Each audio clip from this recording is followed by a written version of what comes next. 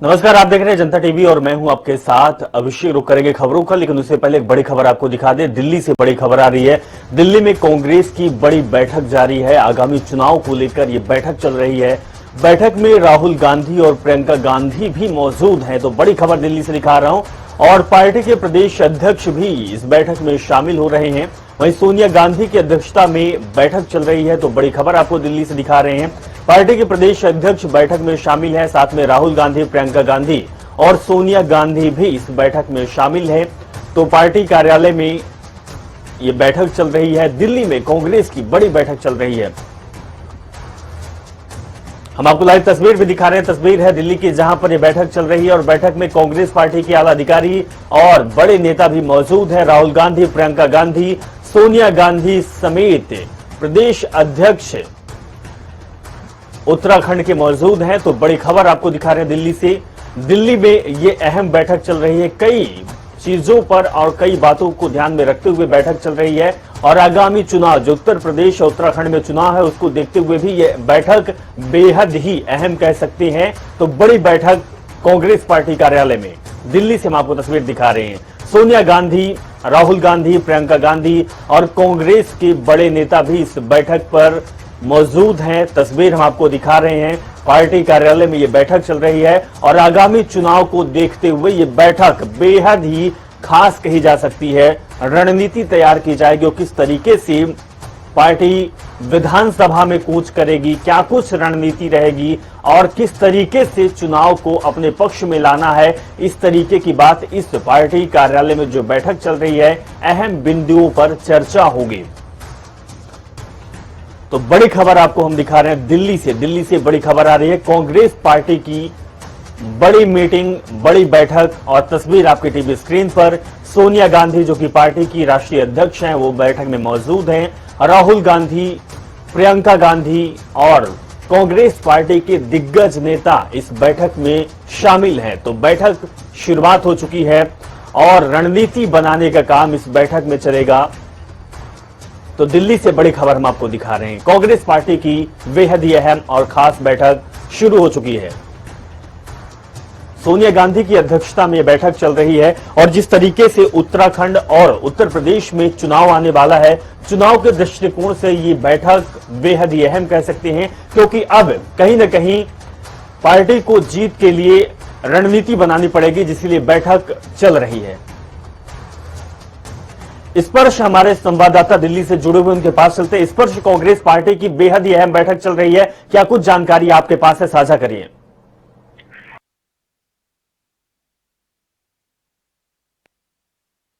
जो है रणनीति बनाई जा रही है, सदस्यता अभियान पर भी चर्चा होती नजर आ रही है।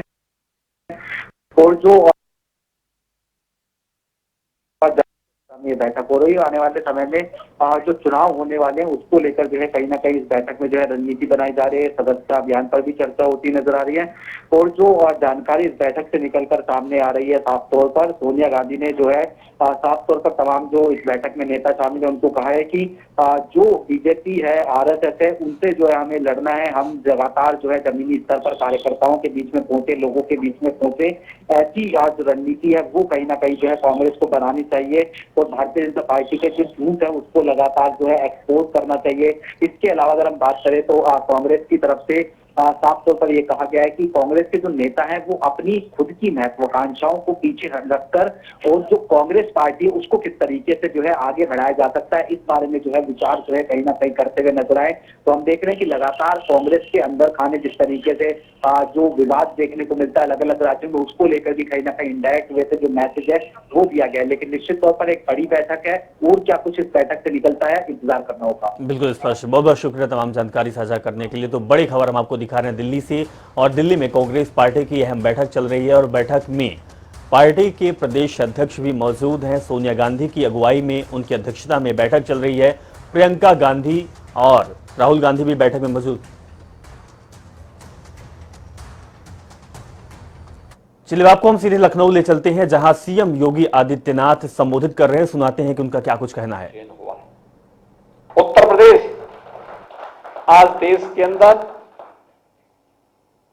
एक नई अर्थव्यवस्था के रूप में जाना जा रहा है। यानी अब उत्तर प्रदेश को लोग इस रूप में मानते हैं कि हां, इसमें संभावना है। और संभावना किस रूप में? उत्तर प्रदेश के अंदर शेयर मार्केट में उत्तर प्रदेश का अपना एक नया भाव सामने आ रहा है। उत्तर प्रदेश के बारे में लोग एक नई उत्सुकता के साथ देख रहे हैं। ये एक व्यक्ति की नहीं, एक सामूहिकता का प्रयास है, एक टीम वर्क है। शासन, प्रशासन, समाज से जुड़े हुए विभिन्न तबके का सहयोग, विभिन्न संस्थाओं का योगदान, जनता जनार्दन, ये सभी एक साथ जब मिलती है तो परिणाम आता है। और प्रदेश के अंदर टीम वर्क उस रूप में देखने को मिल रहा है। 2016 तक उत्तर प्रदेश देश की छठी अर्थव्यवस्था थी। आज उत्तर प्रदेश देश की दूसरी अर्थव्यवस्था हो चुकी है। यानी एक नई उपलब्धि के साथ हम आगे बढ़ रहे हैं। यह संभावना पहले भी थी, पहले इच्छा शक्ति नहीं थी। आज इच्छा शक्ति के साथ उसे आगे बढ़ाया जा रहा है। उत्तर प्रदेश तेजी के साथ उस दिशा में आगे बढ़ रहा है। ईज ऑफ डूइंग बिजनेस में पहले कानून व्यवस्था की बदहाल स्थिति थी। पर्व और त्योहार आते थे, दंगे शुरू हो जाते थे, अराजकता चरम पर थी, अव्यवस्था थी, अराजकता थी, गुंडागिर्दी थी, बहन बेटियां सुरक्षित नहीं होती थी। आज मैं देख रहा था नियुक्ति पत्र लेने के लिए जो बालिकाएं यहां पर आई, उनमें ज्यादातर बालिकाएं आई हैं। यानी ये दिखाती है कि आज वे अपने को हर एक फील्ड में ये मानती है कि हम भी इस फील्ड में काम करेंगे और उस योग्य बन करके अपने को साबित कर रही हैं, क्योंकि इस प्रकार का माहौल उनको प्राप्त हुआ है, परिवार से मिला है, समाज का दायित्व बनता है, सरकार की जिम्मेदारी बनती है। और एक साथ मिलकर के जब काम करते हैं तो परिणाम उस रूप में सामने देखने को मिलता है। हर एक फील्ड में उत्तर प्रदेश आगे बढ़ रहा है। ईज ऑफ डूइंग बिजनेस में बेहतर कानून व्यवस्था और शासन की पारदर्शी व्यवस्था ने नौकरशाही को समय से परिणाम देने के लिए तैयार किया। हम 2015-16 में ईज ऑफ डूइंग बिजनेस में देश के अंदर 15वें 16वें स्थान पर थे। आज नंबर 2 स्थान पर है। यानी दुनिया में अगर कोई निवेशक, देश और दुनिया का कोई निवेशक अगर निवेश करना चाहता है, देश के अंदर उसकी टॉप 3 प्रायोरिटी होती है कि कौन 3 स्थानों पर मैं करूंगा, तो उन 3 स्थानों पर उत्तर प्रदेश उनको प्राप्त होता है, उत्तर प्रदेश मिलता है। तो वह भी आकर के उत्तर प्रदेश के अंदर निवेश करता है। कोरोना कालखंड में जब दुनिया पस्त थी, तब हम लोग प्रदेश के अंदर लगभग 65,000 करोड़ रुपए के निवेश प्रस्तावों को जमीनी धरातल पर उतार रहे थे। ये तब जब उस प्रकार का रिफॉर्म किए गए, टीम ने उस प्रकार का परफॉर्म किया, उसका रिजल्ट सामने है, वो सबके सामने फिर। और उस दिशा में एक नया प्रयास प्रारंभ होता हुआ दिखाई दिया है। ईज ऑफ लिविंग में उत्तर प्रदेश देश की उन सभी प्रमुख योजनाओं में 2017 के पहले जिनमें पीछे रहा करता था, किसी में 27वें स्थान पर, किसी में 35वें स्थान पर, किसी में 25वें स्थान पर, किसी में 15 से नीचे तो कभी यूपी का नाम ही नहीं रहा। और आज केंद्र सरकार के द्वारा संचालित योजनाओं में 44 ऐसी योजनाएं हैं जो ईज ऑफ लिविंग को और आसान करती हैं, यानी जीवन की सुगमता को और आसान करती हैं। उसमें उत्तर प्रदेश 44 ऐसे स्थानों पर नंबर 1 पर है। तो हम आपको लाइव तस्वीर दिखा रहे थे लखनऊ से, जहां सीएम योगी आदित्यनाथ बता रहे थे कि इस तरीके से शिखर पर चलता हुआ उत्तर प्रदेश दिखाई दे रहा है। ताबड़तोड़ खबरों की शुरुआत करते हैं फटाफट अंदाज में। भारतीय जनता पार्टी ने आज उत्तर प्रदेश में पिछड़ा वर्ग सम्मेलन बुलाया, जिसमें यूपी के सीएम योगी आदित्यनाथ ने लोगों को संबोधित किया। इस दौरान सीएम योगी ने कहा कि कल्याण सिंह पिछड़े वर्ग के बड़े नेता थे। सीएम योगी ने कहा कि विपक्ष ने प्रदेश के लिए कुछ नहीं किया, वरना राज्य का युवा पलायन के लिए मजबूर नहीं होता। वहीं उन्होंने कहा कि विपक्ष ने केवल इंडस्ट्री को बर्बाद करने का काम किया है। संबोधन के दौरान योगी ने कहा कि अलीगढ़ के कारीगर ताला बहुत अच्छा बनाते हैं, कल्याण सिंह ने उनको बढ़ावा दिया था, इससे उनकी मदद मिली थी। आज उत्तर प्रदेश के गांव-गांव में मिट्टी की मूर्तियां मिल रही हैं। सीएम योगी ने कहा कि पिछले होली, दीपावली, जन्माष्टमी और रामनवमी पर कर्फ्यू लग जाता था, त्योहार मनाने नहीं देते थे, आस्था को कैद किया जाता था, लेकिन अब ऐसा बिल्कुल भी नहीं है। ग्राम प्रधानों को योगी सरकार जल्द ही सौगात दे सकती है। 2 लाख के वित्तीय अधिकारियों में बढ़ोतरी के साथ पंचायत प्रतिनिधियों के लिए कल्याण कोष स्थापित हो सकता है। अपनी कई मांगों को लेकर राष्ट्रीय पंचायती राज ग्राम प्रधान संगठन की यूपी इकाई का एक प्रतिनिधिमंडल पंचायती राज विभाग के अवसर पर मुख्य सचिव मनोज कुमार सिंह से मिला।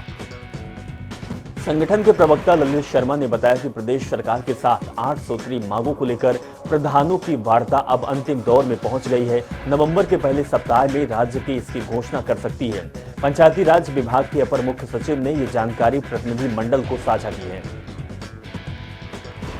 केंद्रीय गृह मंत्री अमित शाह 2 दिवसीय यूपी दौरे पर आ रहे हैं। अमित शाह 29 अक्टूबर के सुबह यूपी पहुंचेंगे।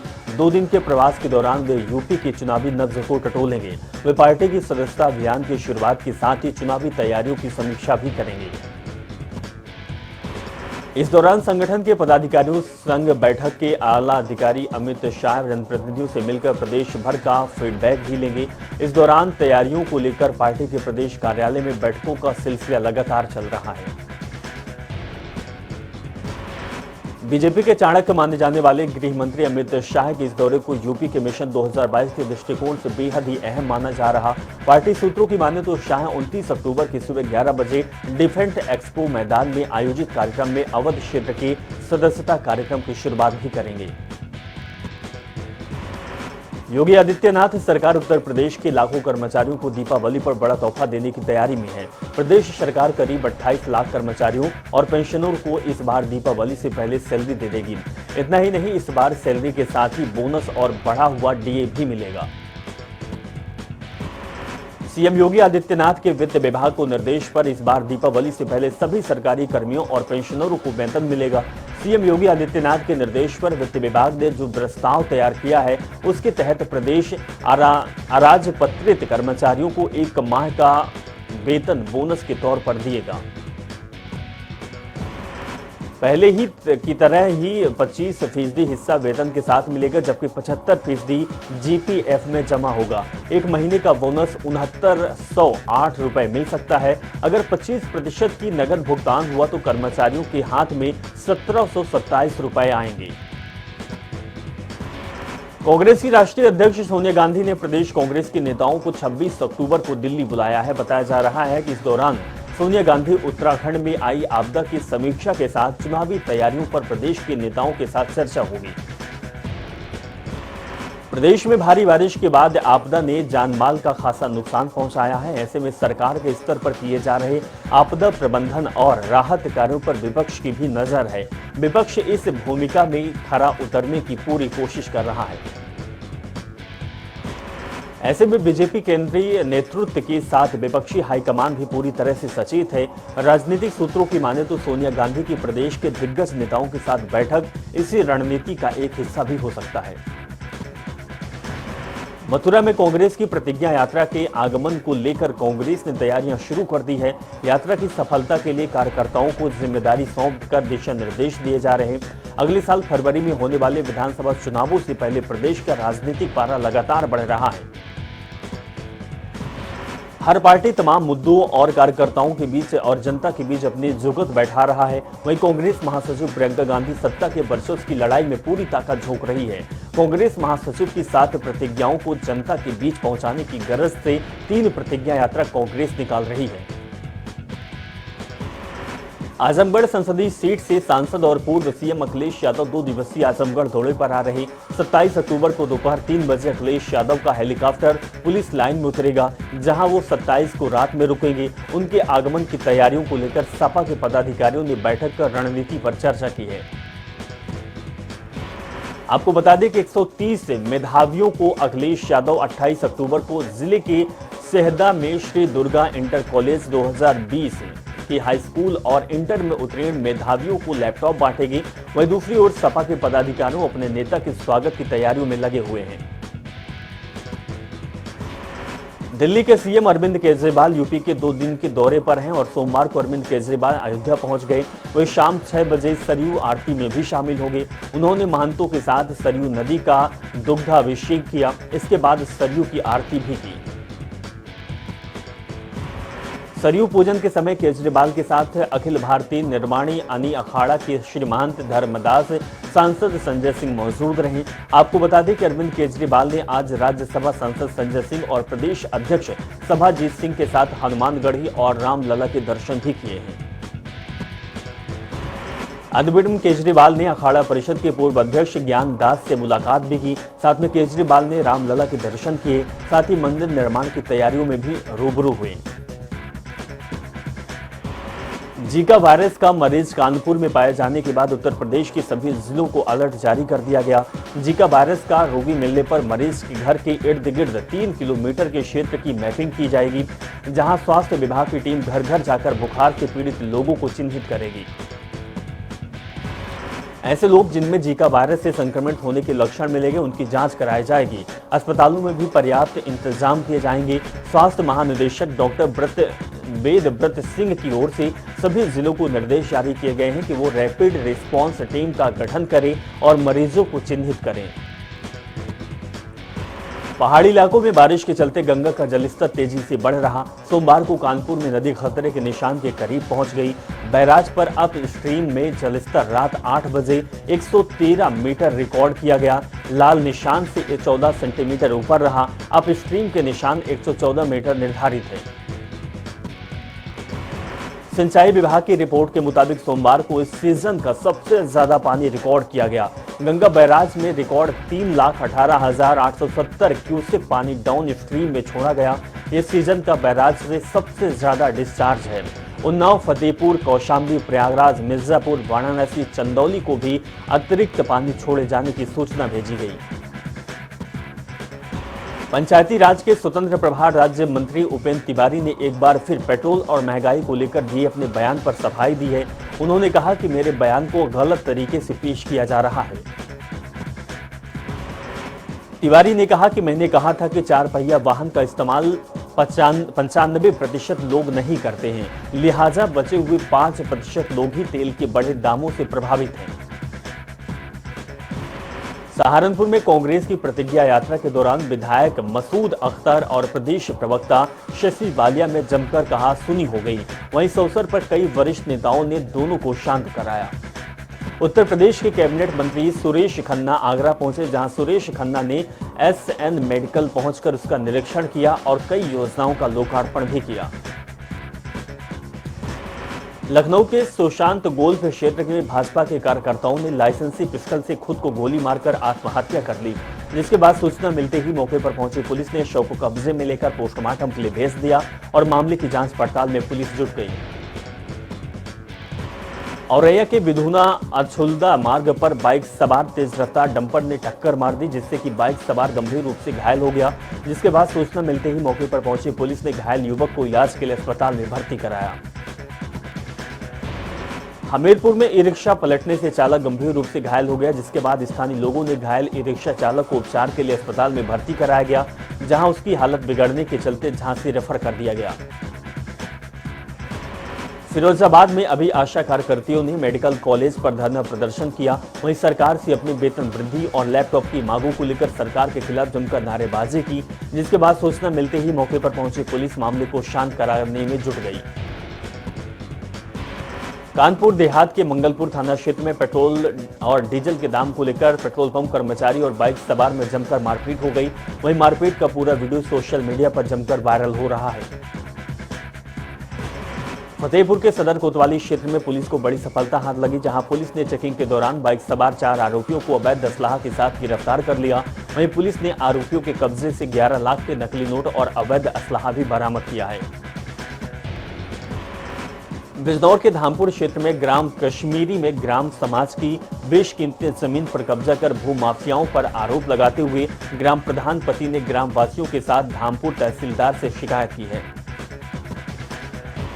ललितपुर के सदर कोतवाली क्षेत्र में खाद के लिए किसानों में हाहाकार मचा हुआ है। हजारों की संख्या में किसान खाद लेने के लिए परेशान है। वहीं जाम को खुलवाते समय पुलिस की किसानों से धक्का मुक्की हो गई। जिला प्रशासन भी किसानों को खाद दिलाने में नाकामयाब रहा। रामगंगा नदी में बाढ़ से प्रभावित विकासखंड म्याऊं के ग्राम हररामपुर में जिलाधिकारी, मुख्य चिकित्सा अधिकारी और बाढ़ खंड अभियंता सहित अन्य अधिकारी के साथ नाव से जाकर व्यवस्थाओं के संबंध में जानकारी ली गई और अधिकारियों को दिशा निर्देश भी दिया गया। मुरादाबाद के मझौला थाना क्षेत्र में दामाद ने अपनी ही सास को गोली मार दी। गोली लगने से महिला गंभीर रूप से घायल हो गई, जिसके बाद परिजनों ने महिला को इलाज के लिए अस्पताल में भर्ती कराया। वहीं सूचना मिलते ही मौके पर पहुंची पुलिस ने मामले की जांच पड़ताल में जुट गई। बाराबंकी के सफदरगंज थाना क्षेत्र में आपसी विवाद के चलते बाइक से जा रहे पति ने अपनी पत्नी को हाईवे पर तेज रफ्तार ट्रक के आगे फेंक दिया और फरार हो गया, जिसके बाद मौके पर पहुंची पुलिस ने घायल महिला को उपचार के लिए अस्पताल में भर्ती कराया और आरोपी को गिरफ्तार कर लिया। लखनऊ के बंथरा थाना क्षेत्र में एक ही मोहल्ले के 3 घरों में चोरों ने हाथ साफ कर पास में मौजूद एयरटेल गोदाम भारी मशीनों से चोरी कर फरार हो गए। वहीं चोरी की पूरी वारदात सीसीटीवी कैमरे में कैद हो गई, जिसके बाद मौके पर पहुंची पुलिस मामले की जांच पड़ताल में जुट गई। प्रयागराज के मीरापुर क्षेत्र में गोल पार्क में गुजर रही ट्रक पर बिजली के तार के छू जाने से आग लग गई, जिससे चारों तरफ अफरा तफरी का माहौल हो गया। जिसके बाद सूचना मिलते ही मौके पर पहुंची पुलिस ने फायर ब्रिगेड की टीम से कड़ी मशक्कत के बाद आग पर काबू पाया। बरेली के दरगाह हजरत सैयद वासिफ शहीद उर्फ पहलवान साहब के 250वें उर्स का आगाज परचम कोशाई की रस्म के साथ खनखाही दरगाह पहलवान साहब पर हुआ। उसके बाद दरगाह पहलवान साहब पर फातिहा खवानी हुई, जिसमें से मुल्क में अमन चैन की दुआ भी मांगी गई। फर्रुखाबाद के शहर कोतवाली क्षेत्र में मामूली विवाद के चलते दबंगों ने ढाबा कर्मचारी को गोली मार दी। गोली लगने से कर्मचारी गंभीर रूप से घायल हो गया, जिसके बाद सूचना मिलते ही मौके पर पहुंची पुलिस ने घायल को इलाज के लिए अस्पताल में भर्ती कराया और 5 आरोपियों को गिरफ्तार कर लिया। अमरोहा के पारा खालसा थाना क्षेत्र में धनौरा पुलिस की कार्यशैली को लेकर पीड़ित ने आक्रोश दिखाया। 15 लाख की चोरी में पुलिस ने अभी तक कोई कार्रवाई नहीं की, जिसके बाद पीड़ित ने सोशल मीडिया पर एक वीडियो वायरल कर न्याय की गुहार लगाई है। उत्तराखंड में दैवीय आपदा में लगातार मौत का आंकड़ा बढ़ता जा रहा। वहीं आपदा में अब तक 72 लोगों की मौत हो चुकी, साथ ही 26 लोग घायल और 4 लोग अभी भी लापता हैं, जिसके बाद एसडीआरएफ और एनडीआरएफ की टीम लगातार रेस्क्यू अभियान चला रही है। चारधाम देवस्थानम प्रबंधन बोर्ड को लेकर गठित उच्च स्तरीय समिति के अध्यक्ष मनोहर कांत ध्यानी ने अपनी अंतरिम रिपोर्ट मुख्यमंत्री पुष्कर सिंह धामी को सौंप दी है। चारधाम के तीर्थ पुरोहित और हक हकूकधारियों की ओर से देवस्थानम बोर्ड के भंग करने की उठाई जा रही मांग के मद्देनजर सरकार ने ये समिति गठित की थी। समिति के अध्यक्ष ध्यानी के अनुसार रिपोर्ट में उल्लेख है कि बोर्ड के कारण जो हक हकूकधारी प्रभावित हुए हैं उनके हित सुरक्षित रखे जाएं। इसके अलावा अन्य कई सुझाव भी सरकार को दिए गए।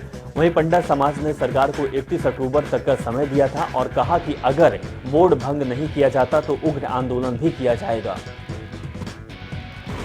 उत्तराखंड में बीते दिनों आई आपदा को लेकर पूर्व सीएम हरीश रावत ने एक बार फिर सरकार पर हमला बोला है। देहरादून में कांग्रेस भवन में प्रेस वार्ता कर उन्होंने धामी सरकार पर निशाना साधते हुए कहा कि सरकार आपदा प्रबंधन में फेल हो गई है। नैनीताल के भवानी अल्मोड़ा हाईवे बंद हो गया है। भवानी झूला पुल के पास राष्ट्रीय राजमार्ग पर बोल्डर आ गिरा, जिसके बाद यातायात पूरी तरह से बाधित हो चुका है। वहीं सड़क के दोनों तरफ जाम लगा हुआ है। हरिद्वार के लक्सर से हो रहे गुजरने वाली 72 रेलगाड़ी 5 दिन तक बंद रहेगा। लक्सर रेलवे स्टेशन पर इंटरलॉकिंग कार्य चलने की वजह से ट्रेन प्रभावित हो रहे हैं। एथल रेलवे ट्रैक को डबल किए जाने के चलते फैसला लिया गया है। केदारनाथ धाम में मौसम बदलते ही बर्फबारी शुरू हो गई। वहीं धाम की दूसरी बार भी बर्फबारी हुई, जिसमें धाम में 2 इंच तक बर्फ जमी रही।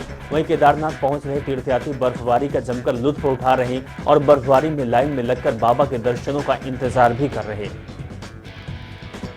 ताबड़तोड़ खबरों बस इतना ही और खबरों के लिए आप देखते रहे जनता टीवी। नमस्कार।